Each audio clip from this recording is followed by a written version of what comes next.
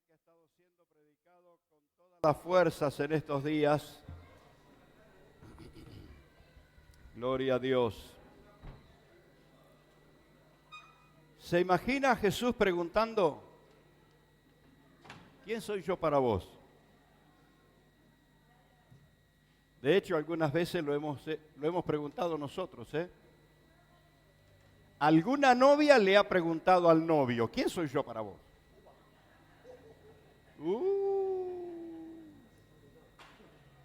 Y algún novio le habrá preguntado a la novia. Y ninguna duda, ¿eh? Mire qué silencio se va a producir.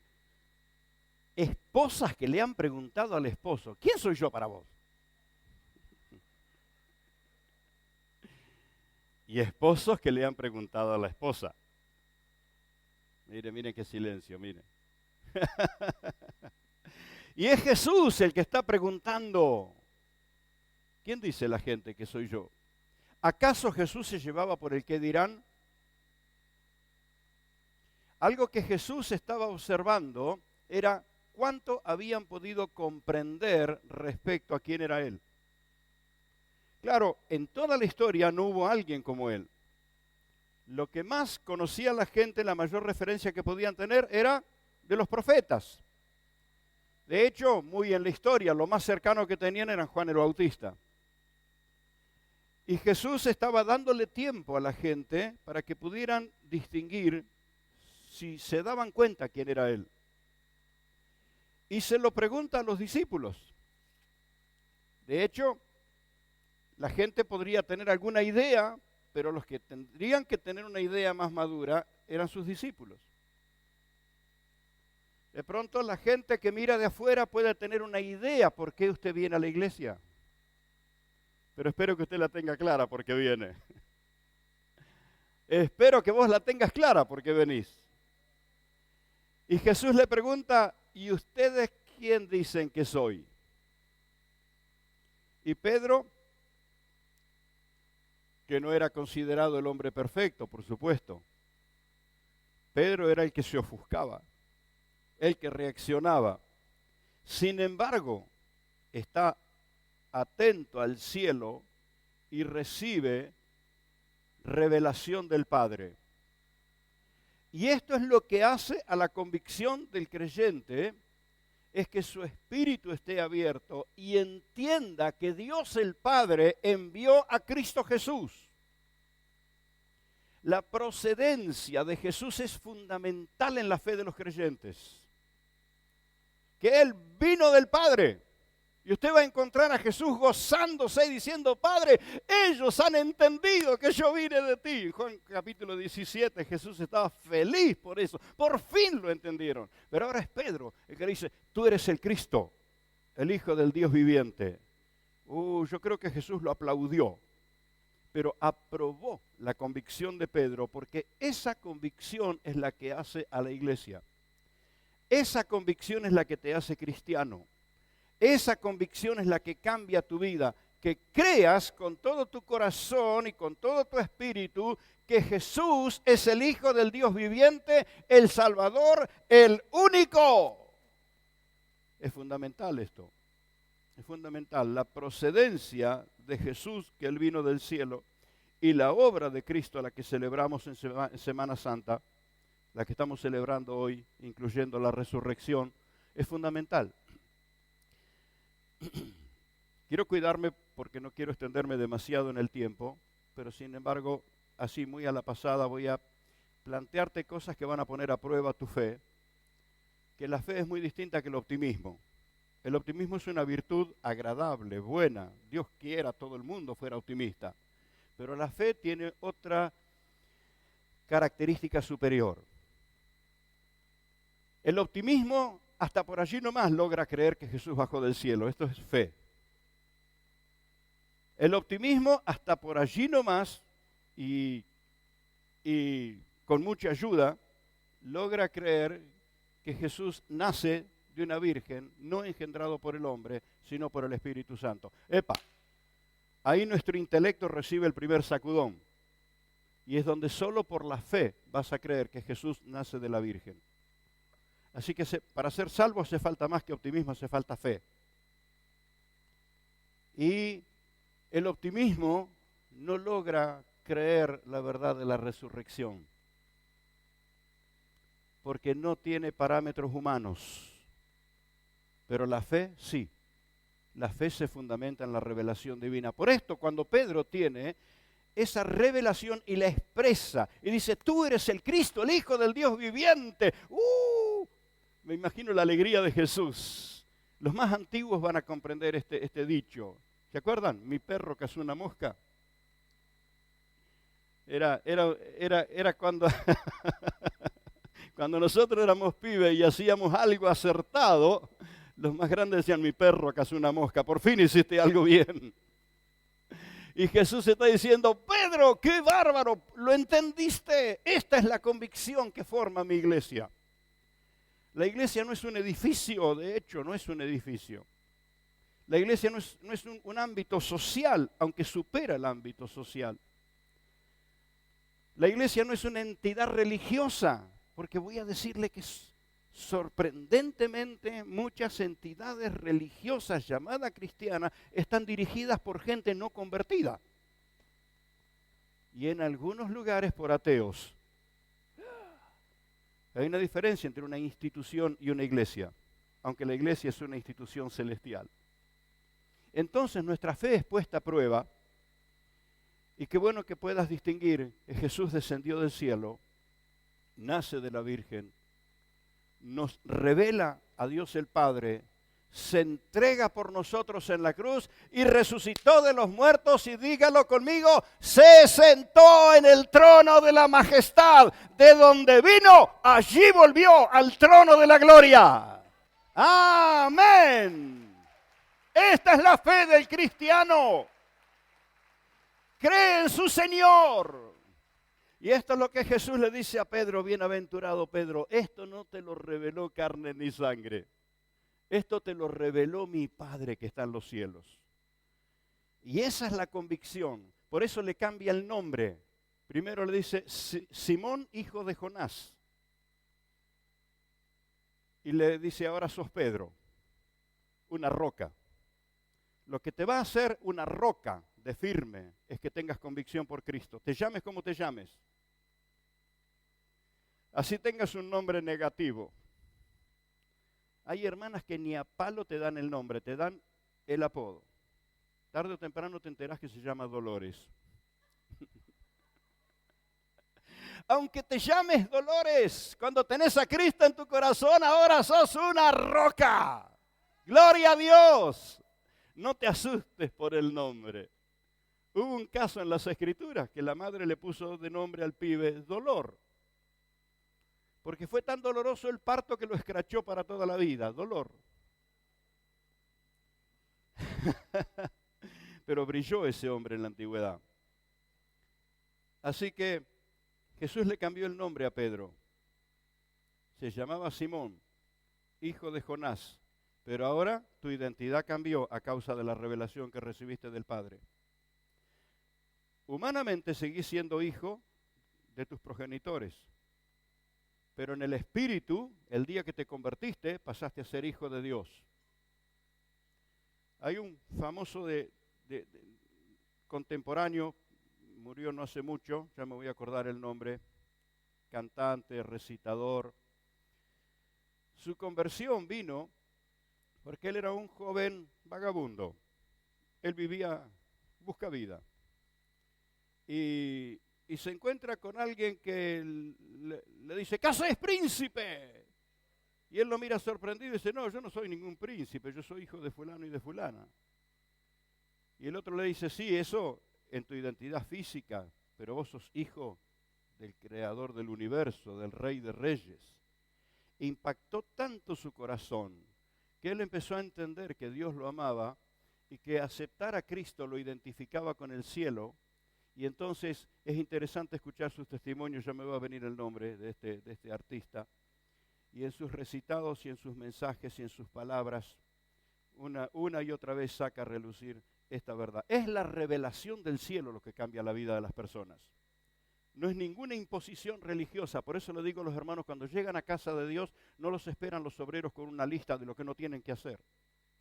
En los grupos de fe no se les da una lista de imposiciones negativas, sino, ¿qué? ¿Qué es lo que se te enseña? Se te enseña a creer.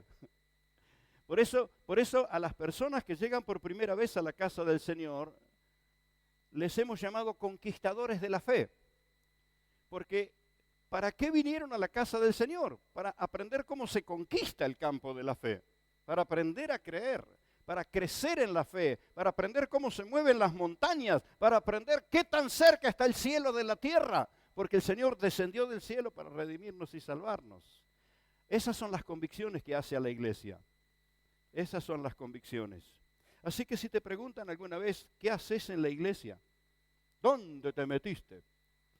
Creo que a la mayoría, cuando recién se convirtieron, le habrán dicho sus amigos, ¿dónde te metiste? ¿Qué haces en la iglesia? Hubo un flaco, vago como él solo, pintón con dinero, auto nuevo, vivía solo en un departamento. Se puede imaginar la vida que vivía. Pero él recibe a Cristo como su Salvador y cambia totalmente. Y lleno de convicciones, él venía a la casa del Señor para adorar. Y el hermano decía, ¿qué le dieron en la iglesia? ¿Qué le pasó a este? Si con cuanta mujer lo miraba, le sonreía, listo, ya armaba un nuevo romance. ¿Qué le pasó? ¿Qué le dieron? Y el otro vino a ver qué pasaba en la iglesia. Él pensó que se encontraba con una serie de matones religiosos que lo amenazaban. Y se encontró con hermanos que te abrazaron cuando llegaste y te sonrieron y te dieron la mano y no te hicieron ninguna pregunta extraña, te cubrieron en el amor del Señor, te dieron significado. Y Dios tocó a ese muchacho que vino a ver qué pasaba con el hermano. Si alguien te pregunta, ¿qué haces en la iglesia? Decirle, voy a adorar a Dios. Porque me junto con otros que adoran también. Voy a aprender a creer porque me junto con otros que también están aprendiendo a creer. Y yo estimulo la fe de ellos y ellos estimulan mi fe y armamos los grupos de fe y llevamos al que no se puede manejar por sí solo. Recuerda el caso de los 4 que llevaron ante Jesús a ese enfermo que tenían en la cama. Yo creo que de ahí en más el grupo de fe creció y ya no eran 4, serían 5 los que llevaban a los necesitados ante el Señor. Entonces, ¿qué es lo que cambia la cosa? ¿Qué es lo que cambia? ¿Qué haces en la iglesia? ¿Para qué vas a la iglesia? ¿Qué te da el pastor? Le dicen a muchos. Y otros más caradura dicen, ¿cuánto te pagan? Y decirle, no, a la iglesia yo voy a dar, no voy a cobrar. Es más, ahora tengo mi camioneta en el taller y ando con un auto viejito, así que soy la incógnita de todos los que miran. Porque esperarían que ande en un superauto. Y ando en mi cachivachito, que tuvo con una hemorragia muy fuerte y dejé manchas de aceite por donde paraba. Pero le impusimos las manos y el Señor lo sanó. ¿Y quiénes se hacen esas historias que las sacan de algún lado pero no de la realidad? Piensan, ¿qué hace la gente en la iglesia? Si le vine a adorar a Dios y me encuentro con mis hermanos que adoran al Señor. Esta es la razón de congregarnos. Y unimos nuestras voces para adorar al Señor. Así que si alguien te pregunta qué haces en la iglesia, decirle voy a encontrarme con mis hermanos, porque la iglesia es el cuerpo de Cristo caminando sobre la tierra.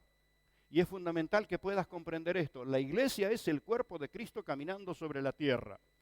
Todavía hay gente que está esperando que Jesús baje del cielo. Ya bajó, hizo la obra, redimió a la humanidad y le comisionó a la iglesia, le dio el encargo. Y Él es la cabeza de la iglesia. ¿Y la iglesia de Cristo dónde está? Está en todo el mundo. Aún en los países más perseguidos. Y quiero decirle que crece más rápido en los países más perseguidos. Está en todos lados. A donde vayas está la iglesia de Cristo adorando al Señor. Y se está cumpliendo la palabra. El evangelio será predicado en todo el mundo antes de que Él venga a buscar a su iglesia. A veces pienso en el vacío que va a quedar en el mundo cuando la iglesia sea llevada a los cielos.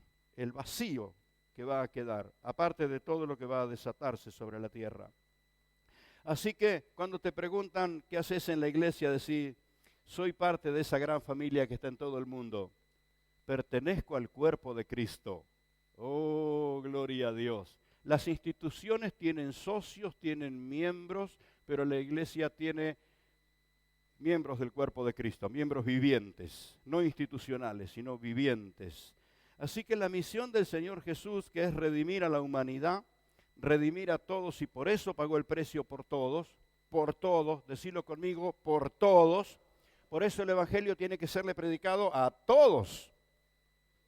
A veces a alguna persona se le ocurre pensar, no, este no merece que le predique. No, no trata de merecer, no tiene que ver con merecer. La gracia no se merece, la gracia es lo que se brindó del cielo. ¿Y cómo va a cambiar de vida si no conoce a Cristo? El más pervertido puede cambiar de vida si conoce a Cristo. Y de hecho, la mayor muestra de todo eso está en las iglesias.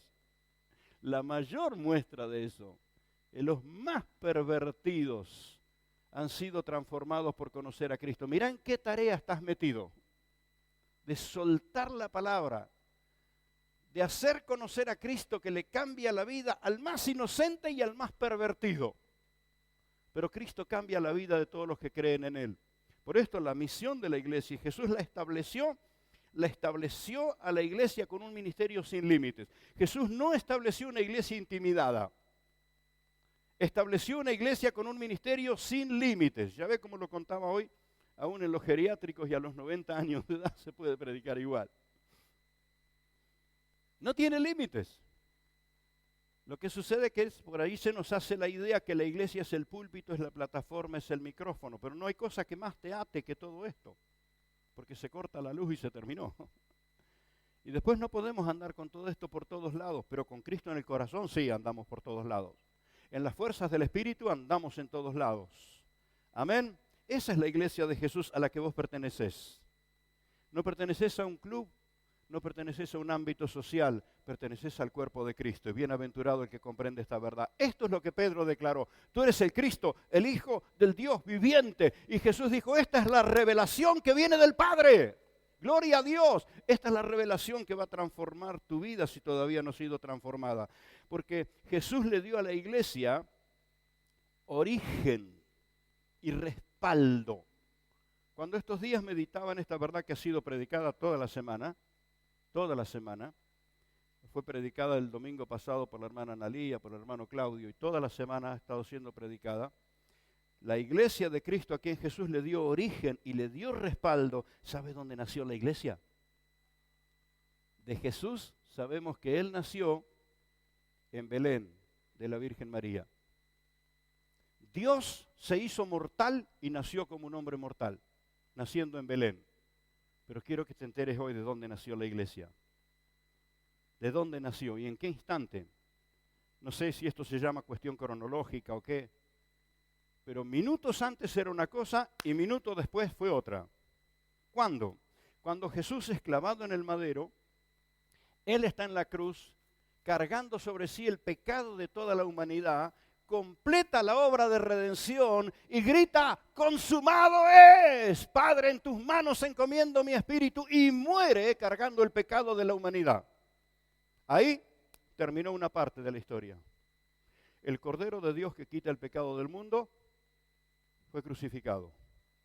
Para todos los que conocen las Escrituras y han estudiado las Escrituras, díganme si en la historia se resucitó algún cordero. ¿Se resucitó algún cordero de algún holocausto? No, los corderos que se mataban en los holocaustos estaban hablando de que un día vendría el Cordero de Dios, y aquí llegó el Cordero de Dios y se entregó en la cruz. Y el único cordero que resucitó es el Cordero de Dios que quita el pecado del mundo. Pero cuando su cuerpo está todavía en la cruz, habiendo pagado el precio con su muerte, todavía no tenemos una respuesta clara en el intelecto humano. ¿Por qué se le ocurre a ese soldado clavarle una lanza en el costado? Ya estaba pagado. Ya había sido sacrificado. ¿Qué más querían de él? Pero le clava una lanza en su costado. Y sale sangre y agua. Ninguna duda de que había muerto. Pero ahora no sé, para asegurarse o qué sé yo. Esa herida en el costado es donde nació la iglesia. quiero que entienda esto. La iglesia nace con la deuda pagada. La deuda fue pagada con su muerte. Este derramamiento de sangre es el que le da autoridad a la iglesia. Bienaventurado el que comprende esto. De pronto a algunos de nosotros nos llevó tiempo poderlo comprender, pero esta es la revelación del Padre. La iglesia nace del costado de Jesús, del costado abierto. Como usted puede comprender que la esposa de Adán salió de su costado, la iglesia de Cristo salió de su costado. Por eso Jesús la tiene abrazada y la mima y la cuida. Por eso su amparo es su costilla, digamos. La iglesia nace antes de que Jesús muriera. La deuda de toda la humanidad estaba sobre Jesús. La pagó con su muerte. Así que la iglesia nace en un ámbito redimido. Por eso la iglesia de Cristo no predica culpas, la iglesia de Cristo predica gracia. La iglesia de Cristo no predica condenación, la iglesia de Cristo predica salvación. La iglesia de Cristo no predica acusaciones, la iglesia de Cristo predica el perdón de los pecados. Se da cuenta que el mensaje del Evangelio no es un mensaje religioso acusador. Es un mensaje que llama al pecador a un cambio de vida. Jesús llevó sobre sí los pecados de toda la humanidad. Y allí se entregó y fue al sepulcro y completó su obra, porque claro, nadie andaba con él para poderlo escribir, pero en las horas que el cuerpo de Jesús estuvo en el sepulcro, él fue al mismo infierno.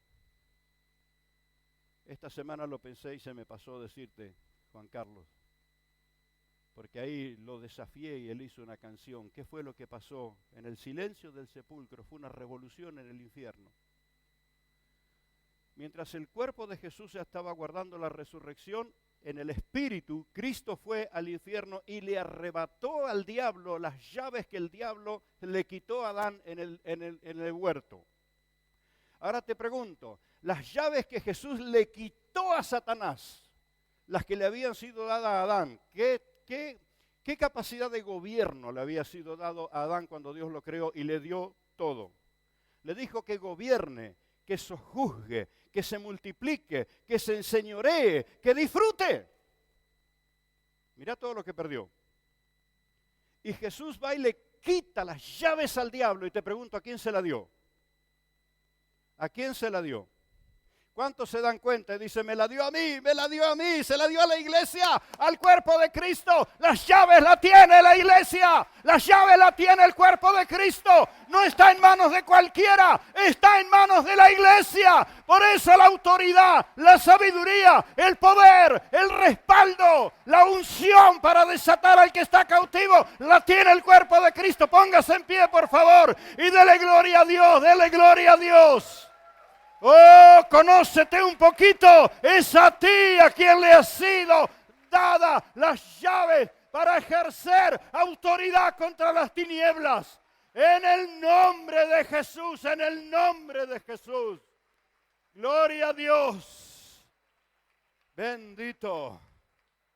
Aleluya. La iglesia no quedó intimidada, quedó empoderada. Amén. Tome asiento y aguánteme por un rato más. Voy a mencionarte 7 cosas en ese origen y respaldo que Jesús le dejó a la iglesia, que ha sido predicado toda esta semana. Toda esta semana fue predicada esta verdad. Es decir, hoy quiero que te enteres quién sos. Hoy quiero que te enteres en qué posición te colocó Jesús. ¿Se entiende? Cuando la Biblia dice que sos heredero de Dios y coheredero con Cristo, claro, los que nunca recibimos una herencia no lo entendemos. Hubo un caso en el que tuve algo que ver porque tuve que representar a la institución en esa negociación. En Resistencia Chaco, el pastor Pablo Silverberg quería comprar un terreno muy grande que había allí. No se conocía quién era el dueño. Y él busca gente que le ayude y consigue el dato de un hombre que era el heredero. y lo busca por todo el Chaco y no lo encuentra, y alguien le da el dato que ese hombre vivía en Rosario.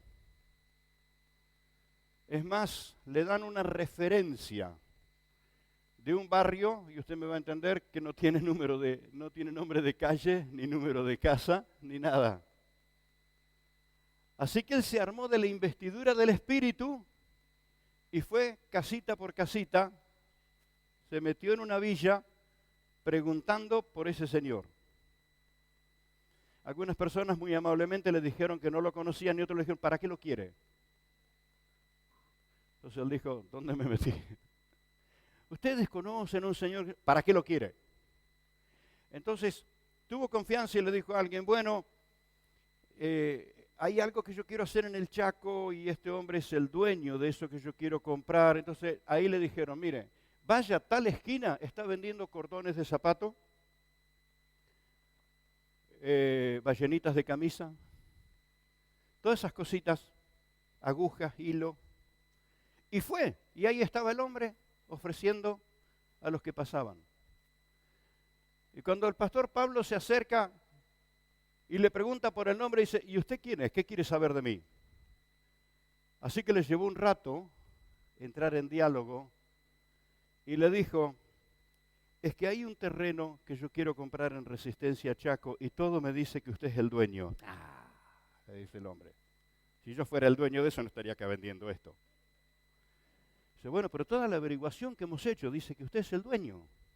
¿Y usted está seguro? Y que sí, que no, y que comienzan las averiguaciones y era efectivamente el dueño. Así que la negociación avanzó, tuve que representar la institución para ir a firmar la escritura cuando se compró esa propiedad. Pero, ¿qué quiero decirte? El heredero no sabía que era el dueño. Ahora te pregunto si sabes que sos el dueño de las riquezas celestiales. Si te diste cuenta que Jesús te entregó riquezas celestiales, si te diste cuenta a esta altura que Jesús te entregó llaves, si te diste cuenta que lo que estamos cantando, lo que estamos predicando, lo que estamos creyendo no es un mito, es una verdad gloriosa, es una verdad celestial que se hace manifiesta sobre esta tierra. ¡Gloria a Dios! Bendito el Señor. Así que quiero decirte 7 cosas que Jesús hizo con esa iglesia que nació de su costado. Su amada. Si usted va a hablar mal de la iglesia, cuídese porque usted está hablando mal de la amada. Estos días de rebote me enteré, no quise meterme a investigar demasiado detalle, pero entiendo que fue un artista muy reconocido que en la entrega de los premios alguien le quiso hacer un chiste a su esposa y la avergonzó en público y este hombre sin más vuelta le metió semejante trompadón que lo desmayó en público. Seguramente ustedes saben más detalles que yo. Le tocó a su amada. Y quiero decirte que el que defiende a la iglesia es Cristo. Su iglesia en toda la tierra.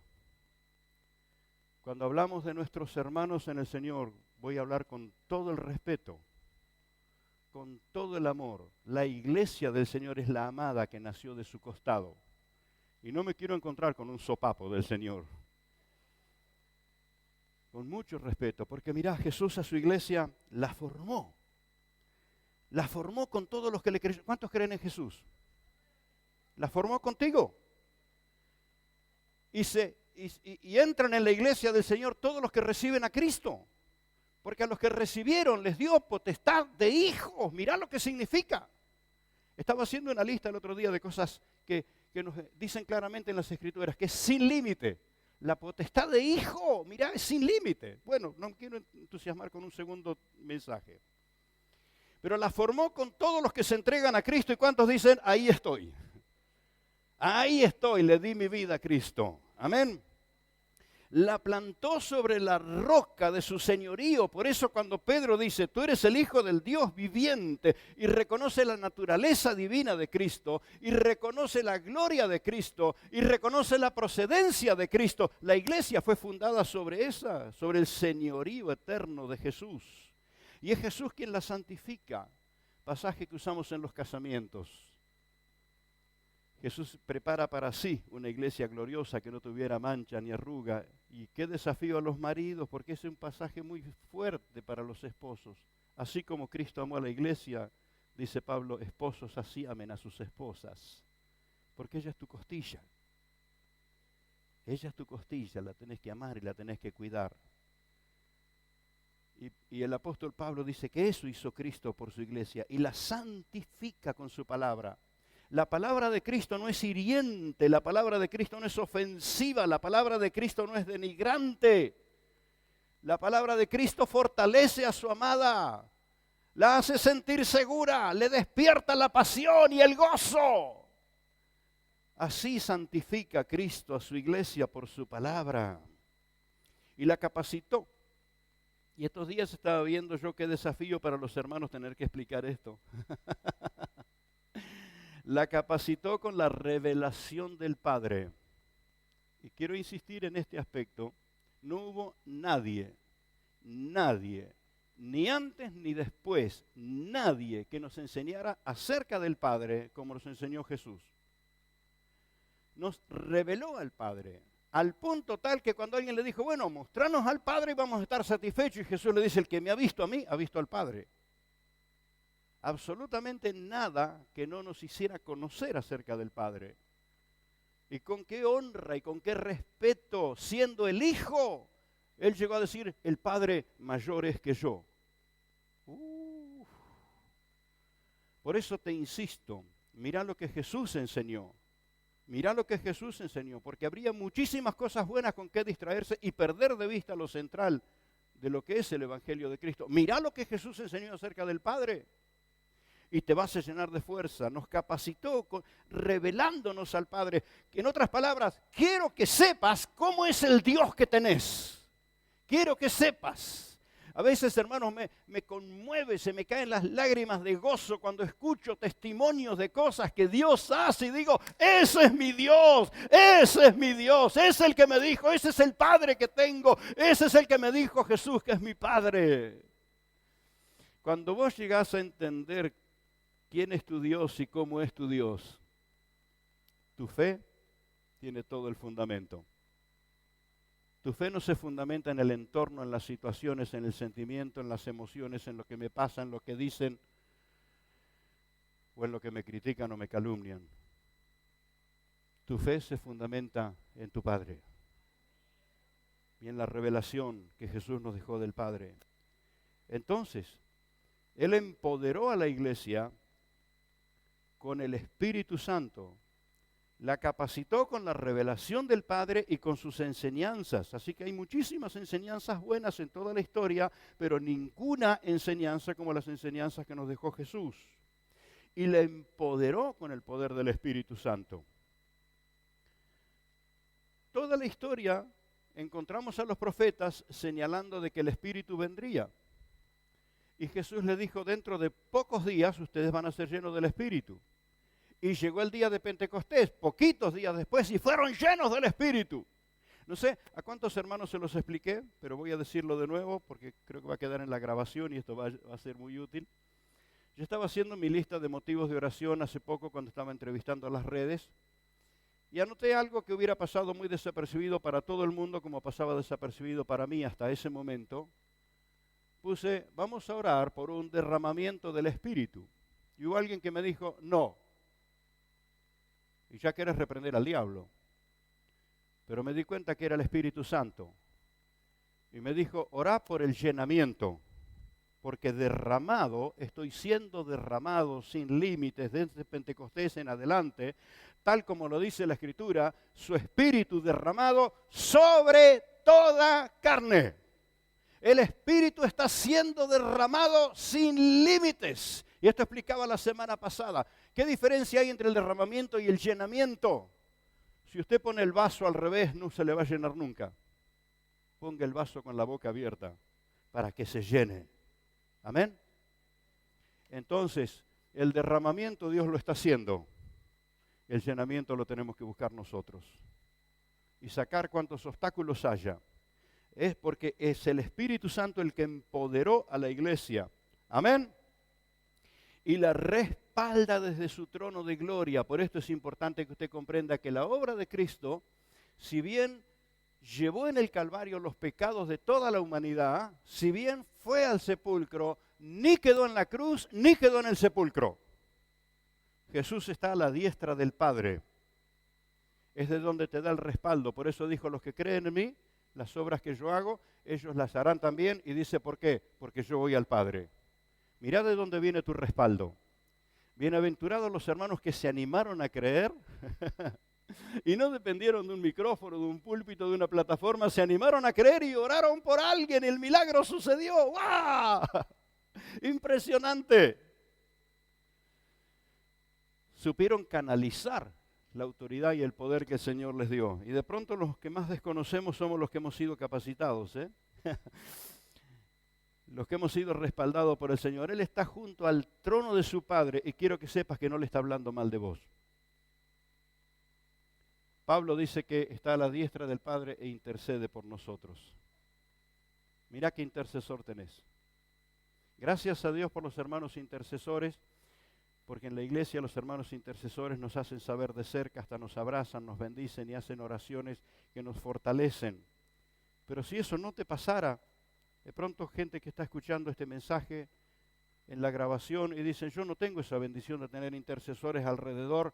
Bueno, un día los vas a tener, pero mientras tanto quiero que sepas que tenés el intercesor supremo. Jesús está a la diestra del Padre, está intercediendo por ti. Padre, dale fuerzas. Padre, yo le di la llave, ahora dale el coraje para que se anime. Amén. Está a la diestra del Padre respaldándote. Y lo que hizo Jesús fue enviar a la iglesia. Así que estas 7 cosas que hizo, la formó, la plantó, la santificó, la capacitó, la empoderó, la respaldó. ¿Para qué? ¿Qué nos cantaban los niños recién? Para que la iglesia se mueva. Para que la iglesia se mueva. Para que la iglesia salga. Para que la iglesia cumpla el encargo que recibió de su Señor. Amén. Esto has estado escuchando toda esta semana. Toda esta semana. Pero entendí del Señor repasar de vuelta, remarcar aquello, porque Jesús le dio origen a la iglesia y también le dio misión. La misión de su iglesia, porque si no, hermano, nos hubiera llevado al cielo. Le dio origen, la respaldó y la enfocó en la misión. Así que si no estás enfocado en la misión, está clarísimo, estás desenfocado. Estás desenfocado. Y usted va a encontrar en la vida de todo creyente que se va a enfocar en algo. O se enfoca en la misión de extender el reino de los cielos y de dar a conocer a Cristo, o va a estar enfocado en los defectos de otro. Va a estar enfocado en lo que le falta, va a estar enfocado en lo que le hicieron, va a estar enfocado en lo que le dijeron, va a estar enfocado en lo que lo frena, en lo que lo destruye. Pero el que se enfocó en la misión que Cristo te dio como miembro del cuerpo de Cristo, miembro de su iglesia, te desata en un ministerio sin límites. Y ahí la tenés a la hermana Rebeca. Con su edad, está de campaña todos los días. Y el apóstol Rosales, cuando me contaba esto de su mamá, su risa provenía de un gozo verdadero. Dice, Rebeca está de campaña todos los días. A ver, chicas, vengan acá. Y tiene esa vitalidad para hablar de Jesús. A esa edad. Así que el que se envejeció joven, yo le voy a dar la recomendación para rejuvenecerse. Sirva a Cristo. Adore a Cristo. Ame a Cristo. Y la enfocó en la misión. Por esto la iglesia, ella adora a su Señor. Y mientras adora a su Señor, también bendice a sus semejantes. Hermanos, la adoración es fundamental en la vida de los creyentes. Algunos de ustedes se dieron cuenta que mi vida se formó en la adoración. Y si fuera por mí, yo me la paso adorando todo el culto. De hecho, de joven, me quedaban noches enteras adorando al Señor, cantando y cantando y cantando cuanto coro venía a mi memoria, y cuando se me terminaba todos los coros que conocía, brotaban canciones nuevas.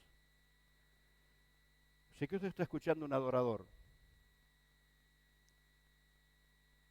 pero quiero que comprenda que junto con la adoración va el servicio. Va el servicio. A ver, varones, casados. Uy, qué manera de pellizcones va a haber esta mañana acá.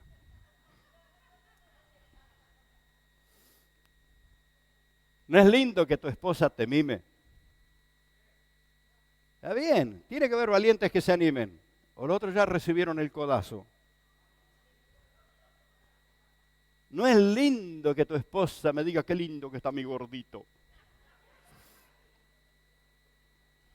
Y que te halague, y bueno, todo lo que pasa con las esposas.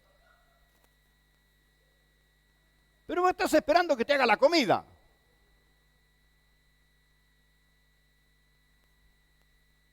Servicio, atención, ¿verdad? Y las chicas que son tan románticas. Ay, cuando el gordito le trae un chocolatito. Y una florcita. Y se la rebusca por allí para recitarle algo romántico. Hace poco andaba dando vuelta un chiste de una mujer que escucha una poesía de un autor famoso y me dice, mirá qué cara dura, se dedicó a grabar lo que mi esposo siempre me dijo toda la vida. Creía que era del esposo esa palabra. Pero llega el momento que usted le dice, gordito mío, con todo lo que me amás, con los mimos no puedo ir a hacer los mandados. No puedo meter los mimos dentro de la olla y cocinarlo. ¿Se da cuenta? Amor, amor, amor que no tiene que faltar. No tienen que faltar los mimos en casa, no tienen que faltar. No tienen que faltar, pero hace falta la otra parte. No tiene que faltar la adoración en la vida del creyente. No tiene que faltar. Señor, te adoro, te amo más que a mi vida. Y está bueno todas las expresiones, con toda la pasión que podemos expresarle nuestro amor al Señor. Pero ¿cómo lo convenzo al Señor que lo amo y que no me interesa a los que Él ama? Porque a Él le interesa ese niño que Él ama y quiere salvar. Le interesa ese matrimonio que se ha perdido y que tiene que ser salvo. A Él le interesa ese hombre que está atado por los demonios y al Señor le interesa que sea libre. ¿Cómo lo convenzo que lo amo tanto y a mí no me interesa lo que Él ama? La mejor manera de mostrarle a alguien que lo amas es amar lo mismo que Él ama. Un neurocientífico decía que algo que genera remedio en las relaciones con la gente, cuando alguien lleva a alguna persona apreciada, querida, la acerca a un grupo, al grupo donde están sus amigos y se da cuenta que sus amigos quieren también a la misma persona. Llega allí con un amigo, con su hijo, con su hija, y el grupo que aceptó a esta persona como su amigo, inmediatamente también acepta a la persona que viene con él o con ella. Y los profesionales han descubierto con un montón de estudios, científicamente han comprobado cuánto bien le hace a todo el grupo y en especial a quien llevó a esa persona. Porque se dan cuenta cuando tu amigo, está bien, te quieren a vos, pero a tu amigo no. Algo te parte el corazón por la mitad, ¿cierto? ¿Cómo le digo yo al Señor que lo amo y yo no amo lo que Él ama? ¿Cómo lo convenzo? Entonces, la amada de Cristo adora al Señor, le adora con toda la fuerza, con toda la pasión, con toda el alma, con todo el espíritu, pero no pierde de vista a las almas que Jesús quiere ganar. Y hay gozo en el cielo cuando una persona se convierte. Algo sucede en el cielo. Y hay conversiones. Y yo me imagino la alegría del Señor con ese rebelde, con ese opositor ateo. Escucho a un hombre dar explicaciones de su fe, un hombre que por muchos años fue un científico ateo, un antidios, así se declara él. Él era un antidios.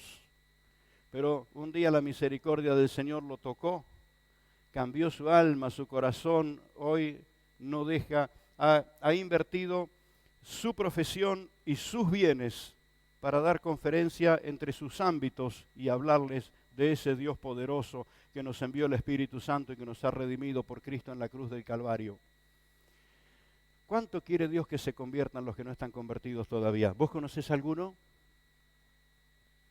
Te pregunto, ¿conocés alguno? ¿Conocés a alguien que no tiene a Cristo en su corazón todavía? ¿Será que Jesús lo ama? Bueno, a esto se dedica la iglesia, a alcanzar a esos que Dios está esperando que se conviertan, porque es la misión, esta es la misión que movió a Cristo, el redimir. Esto es lo que nos dice la palabra: por el gozo puesto delante de Él asumió la cruz. No le importó que se burlen, no le importó morir. Él quería salvar y Él completó esa obra, y esa obra le ha sido encomendada a la iglesia. Así que Cristo se enfocó en la redención de las almas y se enfocó en el valor de las personas. ¡Epa! ¿Qué es esto? Trataré de ser lo más breve posible, porque no vas a interesarte por alguien al menos que le des valor. No te vas a interesar en alcanzar con la palabra del Señor a ninguna persona a quien no le des valor. Y voy a decir algo que sucede en la mente y en las emociones de muchas personas. Encuentran una persona buena y dicen: este debería conocer a Cristo y ser salvo. Y a otros tiene ganas de pegarle el último empujoncito para tirarlo al infierno. Pero el Señor quiere salvar al uno y al otro. Así que si le preguntaras al Señor, descubrirías que Dios quiere amar a esa persona correcta, buena, ejemplar, pero también quiere redimir al otro perdido, porque Él vino a buscar lo que se había perdido. Y cuando comprendo que la iglesia es el cuerpo de Cristo, entonces digo: ¿con qué pies camina Jesús? ¿Cuántos ya se dan cuenta y dicen: camina con mis pies? ¿Y con qué boca habla Jesús? ¿Y con qué manos sirve Jesús? Bienaventurado el que entiende que la iglesia es el cuerpo de Cristo. Y algo que vengo diciendo desde antes: Jesús no usa cuerpo ajeno, Jesús usa su cuerpo. Por eso, para morir en la cruz, asumió tener cuerpo de persona mortal, porque no iba a pagar el precio con cuerpo ajeno. Y te digo, la ministración al mundo entero, ¿sabes? Jesús está en todo el mundo, en todo el mundo, en todo el mundo. En todo el mundo está su iglesia. Y donde estás vos, también está Jesús. Allí está el cuerpo de Cristo. Y esto es lo que Jesús enfocó. Se enfocó en el valor de las personas como seres creados a imagen y semejanza de Dios. Y esto es lo que nosotros necesitamos tener en claro. Cuando tratamos con personas aunque no se merezcan ni nuestra atención ni nuestro aprecio, no nos olvidemos que son personas creadas a imagen y semejanza de su Creador. Está la imagen de Dios en ellos. Ellos son los primeros que lo ignoran, pero no tenemos que ser nosotros el segundo que lo ignore. ¿Se entiende? Las personas ignoran que Dios los creó a su imagen y semejanza. Espero que no lo ignoremos nosotros. Entonces, el valor de las personas está en que tienen la imagen de Dios en ellos. Y al diablo le encanta destruir la imagen de Dios. Pero por esto la iglesia tiene que apasionarse por redimir a los que tienen la imagen de Dios. Y voy a decir esto con todo el respeto a las mascotas. Pero si estás entre ellos, por favor, pará la oreja. Hay gente que ama más las mascotas que las personas. Y ama más una propiedad, una casa, que a las personas. Y vengo diciéndole a los hermanos una y otra vez: vamos a trabajar por el lugar, vamos a desarrollar el espacio para que funcione un edificio en que podamos atender a la gente, pero sepamos, el edificio no entra en el cielo. Los que entran en el cielo son las personas a las que llegamos.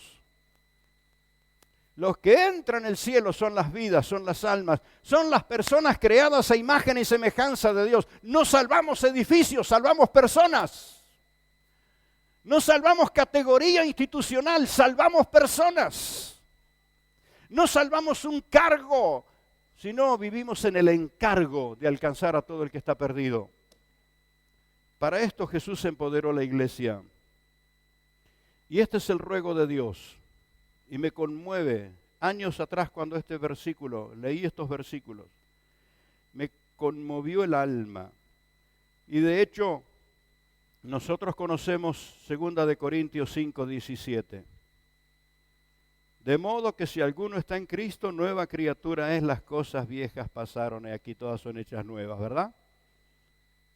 Cuando una persona se convierte a Cristo, su vida arranca de nuevo. ¿Está? De modo que si alguno está en Cristo, nueva criatura es, las cosas viejas pasaron y aquí todas son hechas nuevas. Y todo esto proviene de Dios, que nos reconcilió consigo mismo por Cristo. Y aquí viene la cosa seria, y nos dio el ministerio de la reconciliación. Mira el encargo dado a la iglesia, el ministerio de la reconciliación, que Dios estaba en Cristo reconciliando consigo al mundo, no tomándoles en cuenta a los hombres sus pecados, y nos encargó a nosotros la palabra de la reconciliación. Así que somos embajadores en nombre de Cristo, y esto me hace pedazo los sentimientos. Como si Dios rogase por medio de nosotros. Yo puedo imaginarme al mendigo rogando. Yo puedo imaginarme a una persona en su dificultad rogando. Puedo imaginarme un padre luchando por la salud de su hijo que esté rogando. Pero me conmueve profundamente que Dios esté rogando. Que Dios esté rogando. ¿Y quiere que le diga? Muchos creyentes se hacen rogar. Se hacen rogar. Saben que el Señor quiere usar sus vidas, pero se hacen rogar. No te hagas rogar. No te hagas rogar. Como si Dios rogase por medio de nosotros. Os rogamos en nombre de Cristo, reconciliaos con Dios. Porque al que no conoció pecado, por nosotros lo hizo pecado, para que nosotros fuésemos hechos justicia de Dios en él. Dios amó con tanto amor a la humanidad, que no simplemente lo dijo en sus palabras, lo manifestó entregando a Cristo. Descendió del cielo Jesús y tomó forma de hombre mortal para morir por los mortales, para que los mortales tengan eternidad, tengan vida eterna. Esto lo decía el hermano Claudio el otro día. El inmortal se hizo mortal para darle a los mortales eternidad. Y bienaventurado el que tiene la memoria para acordarse de esto. Dios no nos creó mortales. Cuando Dios creó el ser humano, no lo creó mortal. La muerte entró en el escenario porque el hombre le abrió la puerta. Pero Dios descendió del cielo para recuperar la inmortalidad, la vida eterna. ¿Qué recibe una persona que recibe a Cristo? Vida eterna. Vida eterna. Hermanos, esta es la misión de la iglesia, este es el ruego de Dios. Te pregunto esta mañana, ¿cuánto te interesa el ruego de Dios? ¿Cuánto te interesa? Si pudieras verlo a Dios conmovido por esas personas que están alrededor tuyo todos los días, y cómo el soberano se para y celebra cuando uno de esas personas aceptó a Cristo como su Salvador. ¿Y por qué no creerlo que sea Él mismo el que anota el nombre en el libro de la vida? ¿Quién pensás que escribe el nombre en el libro de la vida? Si no hay nadie digno de abrir el libro. Es el mismo Señor quien anota esos nombres en el libro de la vida. Por esto, servir, hermanos, conmueve el cielo mismo. El anhelo divino es la reconciliación, es el perdón, es la restauración. Esta es la misión de la iglesia de Cristo. Esto involucra a todo creyente. Amado, no puede ser que todavía haya creyentes que digan que no tienen oportunidad cuando Jesús nos involucró en un ministerio sin límites. Y no es una simple frase, no es un programa de casa de Dios, no es una cosa que se le ocurrió al pastor. Estoy descubriendo en las Escrituras que la misión que Dios le dio a la iglesia, el ministerio que Dios le dio a la iglesia, no tiene límites. Siempre pienso en aquella persona que le predicó el evangelio al hermano Carlos Anacondia. Y él mismo cuenta que él era algo duro. Él era un empresario muy comprometido, muy reconocido en Buenos Aires. No sé cuántas oraciones le habrá llevado a la persona que lo llevó a Cristo, pero lo ganó para Cristo. Lo ganó para Cristo. No sé quién fue la persona que lo ganó, pero dígame si no desarrolló un ministerio sin límites. Ganó para Cristo a un hombre que ha llenado estadios en todo el mundo. No sé si queda algún país donde el hermano Carlos no haya ido a ministrar y a predicar. Alguien lo ganó para Cristo. ¿Qué tal si este es el fruto de la persona que ganas? Estos días lo escuchaba el hermano Lucas Pinilla contar de la tarea que él hizo para ganar para Cristo a nuestro hermano Matías.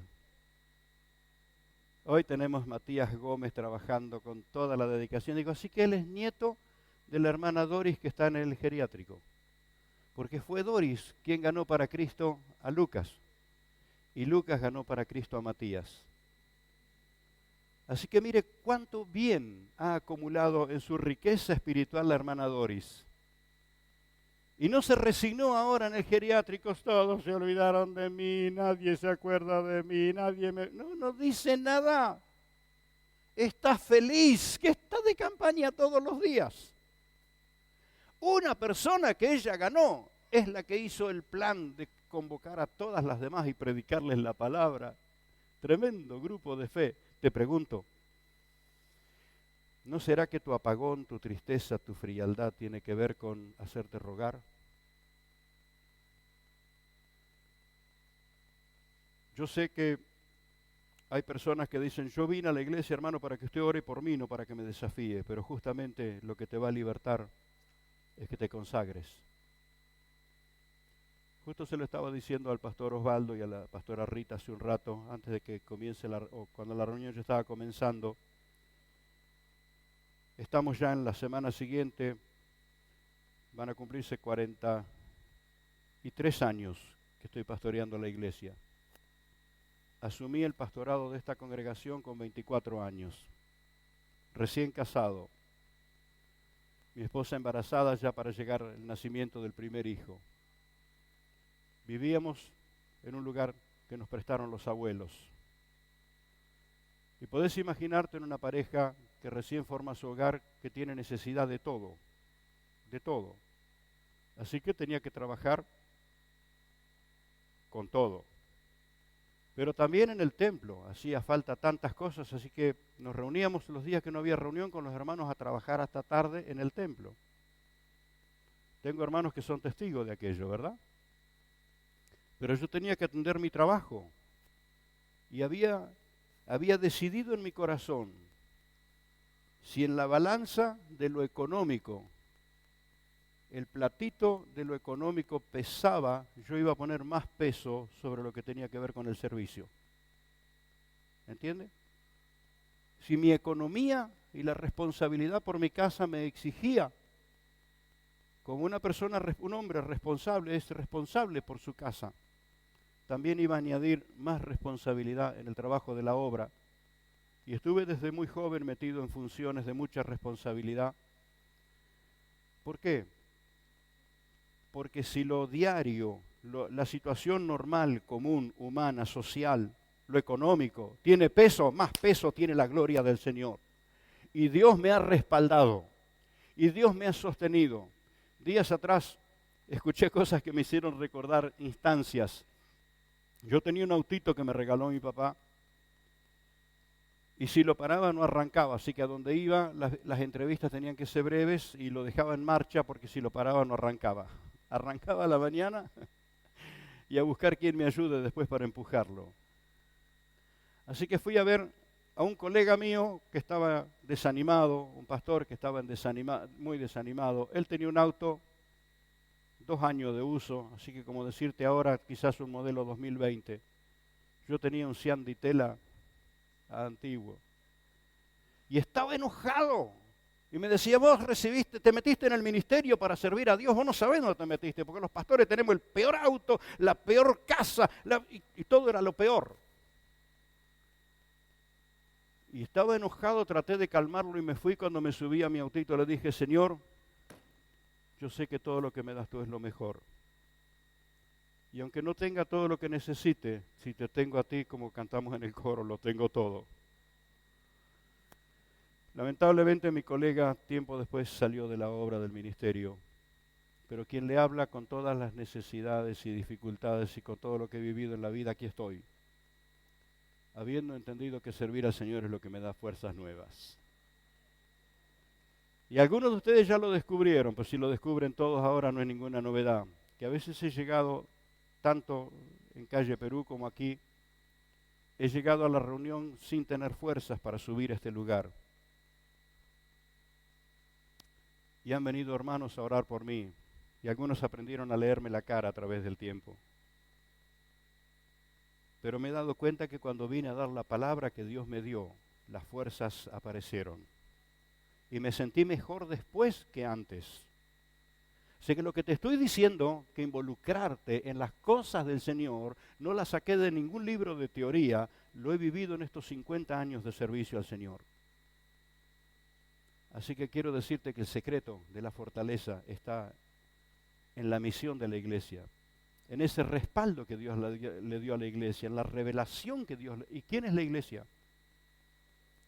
¿Quién es la iglesia? A ver cuántos se dieron cuenta. ¿Quién es la iglesia? ¿Quién es la iglesia? Es para ti esas fuerzas, es para ti ese respaldo divino. El que está en el trono es el que dijo, estoy con vosotros todos los días hasta el fin del mundo. El Señor le dio respaldo. ¡Gloria a Dios! ¡Gloria a Dios! Yo quiero esta mañana desafiar a la persona más afligida que haya aquí adentro. A la persona más afligida. Al más angustiado. A que dice, sí, pastor, usted dice eso porque usted no sabe lo que yo estoy pasando. Sí, yo sé lo que podés estar pasando y he pasado cosas peores. Pero voy a desafiarte. ¿Cómo se tienen fuerzas nuevas? ¿No es en la queja? No. Nada de eso. Es en rendirse al Señor. Tus fuerzas vienen de Él. Tus fuerzas vienen de Él. Así que quiero desafiar al que se sienta más abatido de todos. Porque el dolor propio es el dolor que más duele. Y la aflicción propia es la que más aflige. ¿Cierto? Pero al más afligido, al más entristecido, yo quiero animarlo a un cambio poderoso. Métase en la misión que Cristo le entregó a la iglesia. Uy, el diablo te va a decir, yo sé lo que te va a decir, ridículo. Y no han faltado quienes te han dicho, eso es hipocresía, hacerte el fuerte cuando estás que te caes al suelo. Eso, no es hipocresía, eso es valentía. Eso es declararnos fuerte en Cristo Jesús. Y aún decir, físicamente no tengo fuerza para nada, pero lo he creído a aquel que dio todo. Yo quiero desafiar a los que están en aflicción. Porque pronto usted escuchará los testimonios de los que estaban diciendo, no tenía fuerzas para estar en pie, pero escuché lo que dijo el pastor. Y me metí.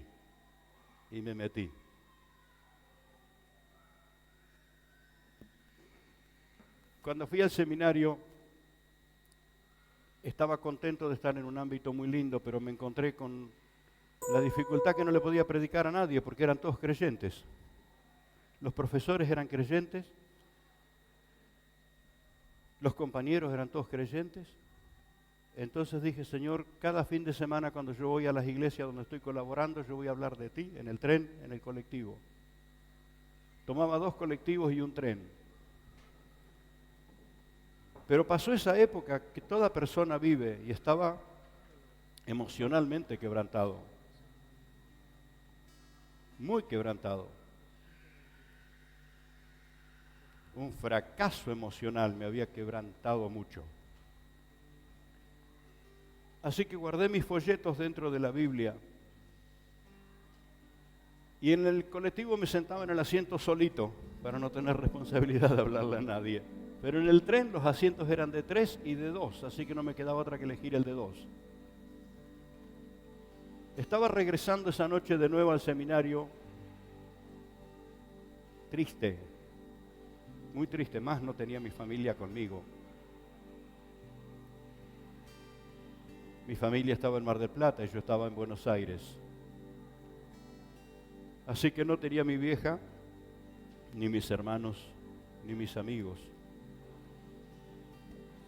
Y venía en el tren mirando para abajo y tratando de mirar por la ventana, que lo único que ves es que las cosas pasan y nada más. Y se sienta al lado mío un flaco que venía contento. Yo no sé de dónde venía, pero estaba contento. Llevaba el ritmo con los pies, ¿sí? Tenía la canción en su mente, estaba feliz. Y el Espíritu Santo me dice, a este no le vas a hablar. Y lo miré y seguí mirando por la ventana y dije, Señor, si este está más contento que yo, ¿qué le voy a decir? Y el Señor me dijo, hablale. Tímidamente saqué un folleto de la Biblia y le dije, si querés entretenerte en el viaje para ir leyendo algo, y así como, oh, gracias, me dijo, y se puso a leerlo. Y me dice, ustedes son los que hacen campañas con las carpas. Sí, me di vuelta, sí, nosotros, bueno, alguna que otra vez. Y siguió leyendo y me dice, ¿ustedes oran por los enfermos? ¿Ustedes creen en milagros? Sí. Y me obligó a hablarle, preguntando. Y él me preguntaba y tuve que contestarle. Y cuando estaba respondiendo me di cuenta del respaldo de Dios. Me di cuenta que el Espíritu Santo estaba allí. Así que se puso linda la conversación. Y cuando levanto la vista, el vagón de tren se había llenado y estaban todos curioseando qué hablábamos nosotros ahí. No sé cuántas personas escucharon que le estaba hablando de Cristo. Me sentía como Carlos Anacondia, sentado en esa butaca. Y llegó a la estación donde él se tenía que bajar y me saludó y me dijo, flaco, qué buen camino, no te salgas nunca. Me terminó predicando él a mí, no te salgas nunca de ese camino.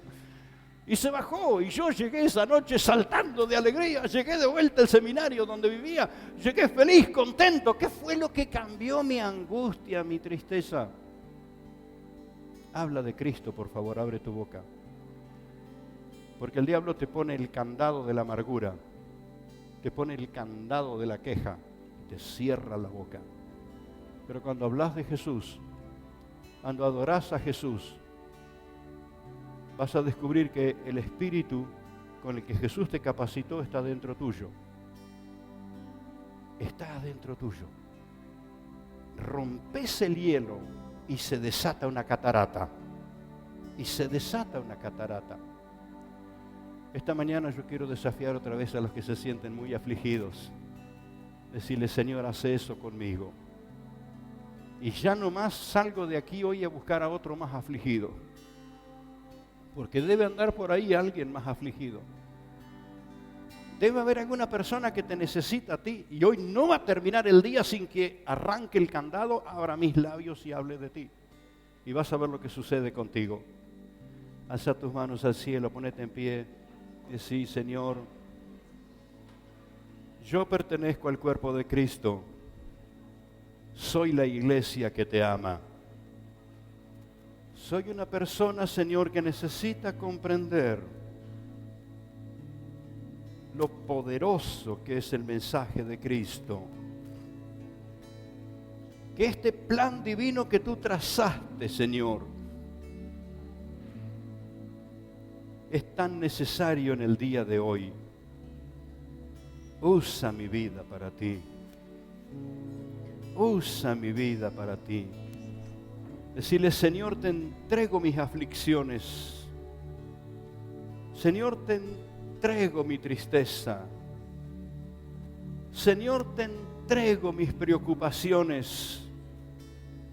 Señor, te entrego mi dolor. Te entrego mi enfermedad. Te entrego ese quebranto que llevo en el alma y que no pude contarle a nadie. Pero tus ojos lo ven. Asísteme, Señor. Asísteme, Señor. Asísteme. Enciéndeme con brasas de tu altar. Enséñame a amarte más y más. Oh Cristo, que te hagas manifiesto a través de mí. Que te hagas manifiesto, Señor, aún en mi mirada. Que cuando miro a una persona pueda sentir que tú le estás mirando lleno de amor. Pueda transmitir, pueda impactar con el amor de Dios a mi prójimo, creado a imagen y semejanza, creado a imagen y semejanza del Creador que lo hizo con sus manos. y que le sopla el aire para respirar cada segundo, cada segundo, cada segundo.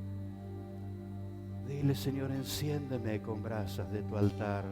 Enciéndeme con brasas de tu altar.